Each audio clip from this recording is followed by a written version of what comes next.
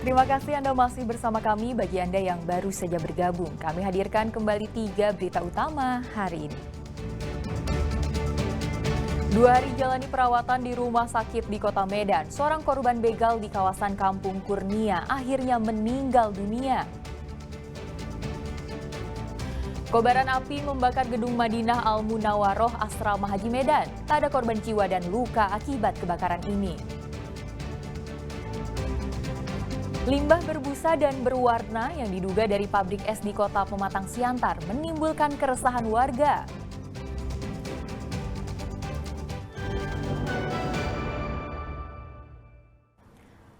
Limbah berbusa dan berwarna yang diduga pembuangan dari sebuah pabrik es di Kota Pematang Siantar memicu keresahan warga.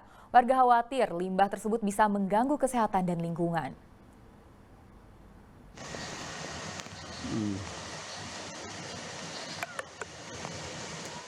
Limbah berbusa dan mengeluarkan warna yang diduga berasal dari sebuah pabrik es di Kota Pematang Siantar ini menimbulkan keresahan warga di Jalan Pematang, Kelurahan Simalungun Pamatang, Kecamatan Siantar Selatan.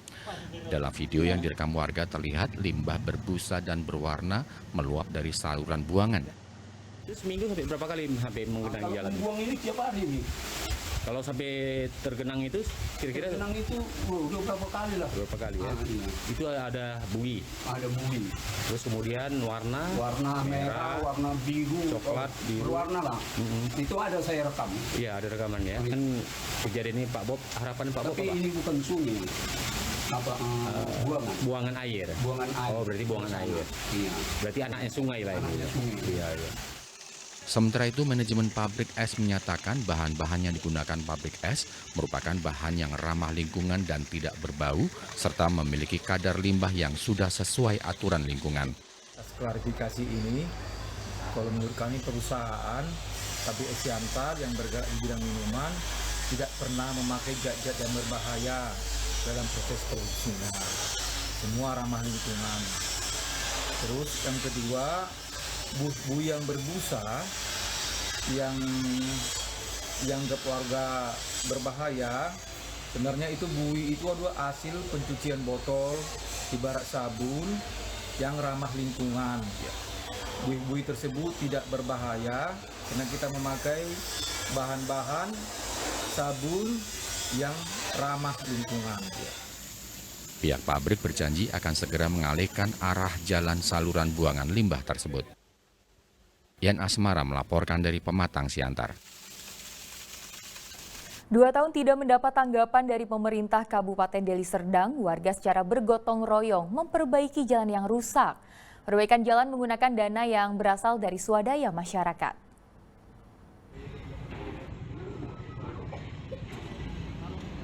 Menggunakan dana yang berasal dari swadaya masyarakat, warga desa Sunggal Kanan, Kecamatan Sunggal, Kabupaten Deli Serdang bergotong royong memperbaiki jalan berlubang dan penuh lumpur di kawasan tersebut.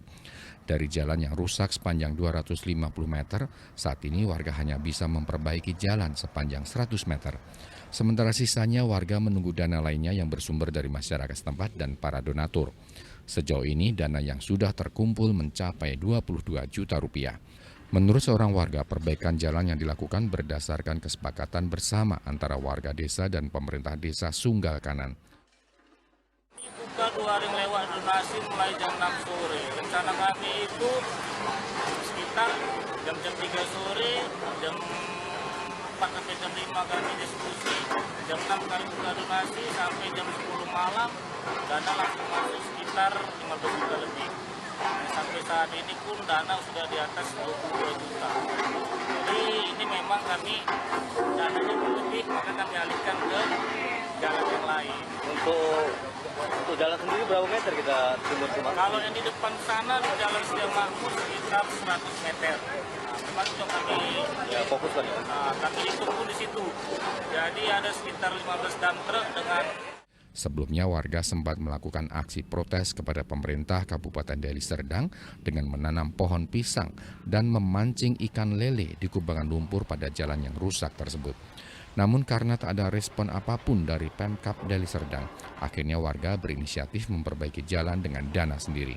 Hingga kini Pemkab Deli Serdang belum memberikan keterangan apapun terkait kerusakan jalan ini. Muhammad Hamdani melaporkan dari Deli Serdang. Saat ini sudah mulai banyak keluhan dari warga karena rekening banknya diblokir PPATK saat mau digunakan. Rekening pasif yang tercatat tidak ada transaksi minimal 3 bulan memang berpotensi diblokir oleh PPATK. Lalu bagaimana kalau rekening yang kita buat memang sengaja digunakan untuk mengendapkan tabungan saja? Simak laporan berikut. Yang lama tidak melakukan transaksi di rekening bank, bisa-bisa kayak gini, diblokir. Termasuk Nurwanto. Tabungan yang ia simpan dalam rekening untuk biaya kuliah anaknya tiba-tiba diblokir saat ia mau mengambil uang simpanannya. Pihak bank hanya menjelaskan kalau rekeningnya diblokir PPATK. Selama beberapa bulan terakhir emang nggak aktif ya gitu, karena emang tabungan ini buat simpenan ya gitu, buat kuliah anak saya. Mau buat biaya tambahan kuliah anak saya mau ditarik nggak bisa. Tiba-tiba dari pihak bank ini nomor rekeningnya itu diblokir ya begitu. Nah terus saya kan disuruh ngisi form.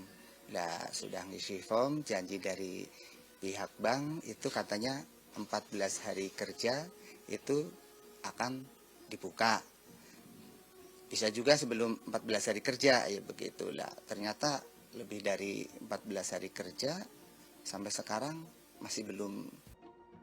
Jawaban ini beda dengan yang dinyatakan kelompok Humas PPATK yang menyebut masyarakat bisa langsung membuka rekening jika sudah terkena blokir.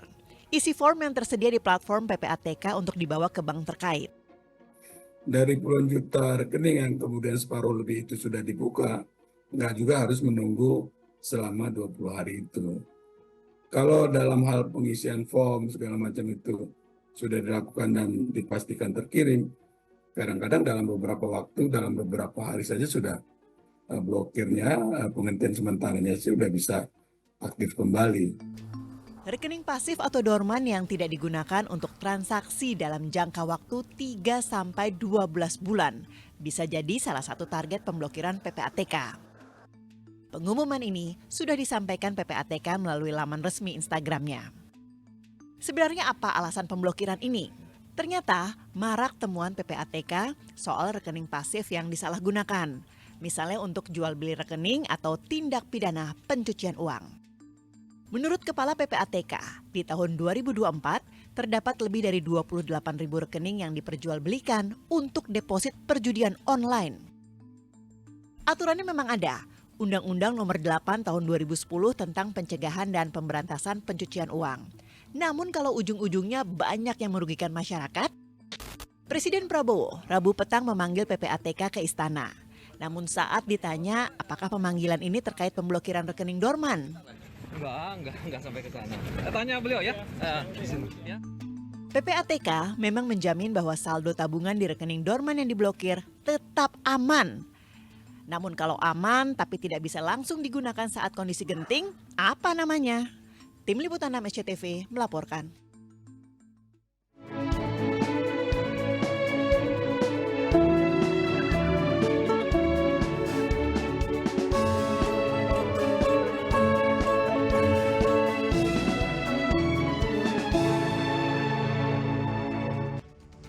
Dan laporan tersebut mengakhiri berita Sumatera Utara hari ini. Jangan lupa pastikan Anda subscribe channel YouTube Liputan 6 SCTV Daerah. Saya Tia Anissa berterima kasih atas perhatian dan kebersamaan Anda. Selamat beraktivitas dan sampai jumpa.